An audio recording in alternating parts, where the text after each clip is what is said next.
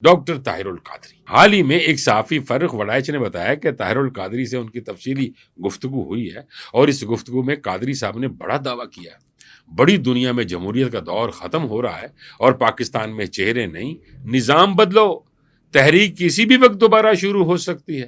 یہ صرف ایک بات نہیں ناظرین، یہ وہ بات ہے جو ایک بڑی آپریشن، ایک بڑی اسٹریٹجی اور ایک بڑے اسکرپٹ کی طرف اشارہ کرتی ہے، جیسے ہمیشہ یہ اسکرپٹ لکھا جاتا رہا ہے۔ اس کے بعد آج کے سب سے توجہ کھینچنے والے کالم کا ذکر ضروری ہے، سہیل وڑائچ کا کالم۔ سہیل وڑائچ نے لکھا کہ دنیا ایک نئے ماڈل کی طرف بڑھ رہی ہے۔ انہوں نے چین اور سعودی عرب کی مثالیں دیتے ہوئے کہا کہ پاکستان میں بھی جمہوریت کی بساط لپیٹنے کی تیاریاں نظر آ رہی ہیں۔ اب ناظرین، جب سیاست کے ایک اور انتہائی ذمہ دار اور معتدل قلمکار ایسی بات کرے تو یہ کوئی مذاق نہیں ہوتا، یہ اشارہ ہوتا ہے کہ کچھ بڑا ہونے والا ہے۔ ناظرین، یہاں دلچسپ بات یہ ہے کہ صرف طاہر القادری دوبارہ متحرک نہیں ہوئے، بلکہ جماعت اسلامی نے بھی نظام کی تبدیلی کے نام پر باضابطہ تحریک شروع کر دی۔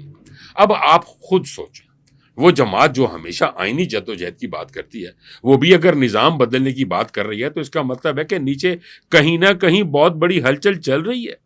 اور ناظرین، ادھر پارلیمنٹ میں عدلیہ کی ڈنک نکالنے کے لیے ترمیم پر بھی ترمیم پاس کی جا رہی ہے۔ عدالتی اختیارات کم، حکومتی کنٹرول زیادہ۔